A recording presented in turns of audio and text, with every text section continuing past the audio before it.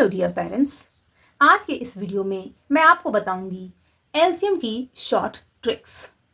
और ये जो ट्रिक्स हैं ये बहुत काम आती हैं फ्रैक्शंस के एडिशन और सब्ट्रैक्शन में, या फिर फ्रैक्शंस को असेंडिंग या डिसेंडिंग ऑर्डर में अरेंज करने में। सो इसमें सबसे पहली ट्रिक यहाँ पर देखिए 4, 8 एंड 24 है जिसका एलसीएम फाइंड करना है। तो आपको क्या करना है कि इन नंबर्स में से सबसे बड़े नंबर को देखना है और इस नंबर को देखकर आपने ये सोचना है कि ये जो दो छोटे नंबर्स हैं क्या इनसे ये डिवाइड होता है या फिर क्या इनके टेबल में ये नंबर आता है। तो आप देखेंगे कि 4 के टेबल में भी 24 आता है, मीन्स 24 4 से डिवाइड हो सकता है। 8 के टेबल में भी आता है, इसका मतलब 24 8 से भी डिवाइड हो सकता है। तो यहाँ पर 24 ही इन तीनों नंबर्स का एलसीएम है। तो हम लिखेंगे LCM of 4, 8 and 24 is equal to 24। ये है एलसीएम। ऐसे ही यहाँ पर सेकेंड ट्रिक 3, 5 एंड 7। इन नंबर्स को ध्यान से देखिए,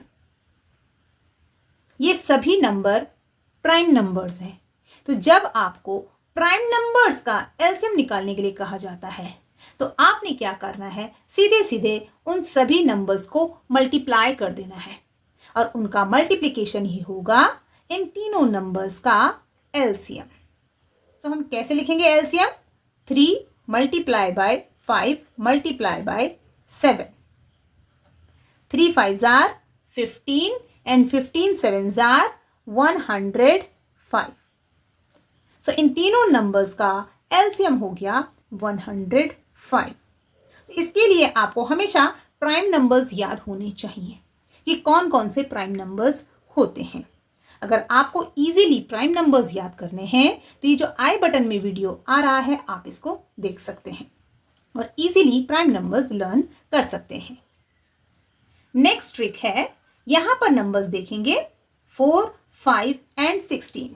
तो सबसे बड़े नंबर को देखिए 16 है। सो 16 4 से डिवाइड हो सकता है क्योंकि 4 के टेबल में आता है, लेकिन 16 5 से डिवाइड नहीं हो सकता है और 5 एक प्राइम नंबर भी है। तो यहां पर इन तीनों नंबर्स का एलसीएम हमें निकालना है। तो हम क्या करेंगे, सीधे सीधे इन दोनों नंबर्स को मल्टीप्लाई कर देंगे क्योंकि इनका जो भी मल्टीप्लिकेशन आएगा वो 4 से डिवाइजिबल होगा। सो इन दोनों का मल्टीप्लिकेशन ही इन तीनों नंबर्स का एलसीएम होगा। सो हम लिखेंगे एलसीएम आ जाएगा 5 मल्टीप्लाई बाय 16। सो इन दोनों का मल्टीप्लिकेशन हो जाएगा 16 5s are 80। सो 80 है इन तीनों नंबर्स का एलसीएम।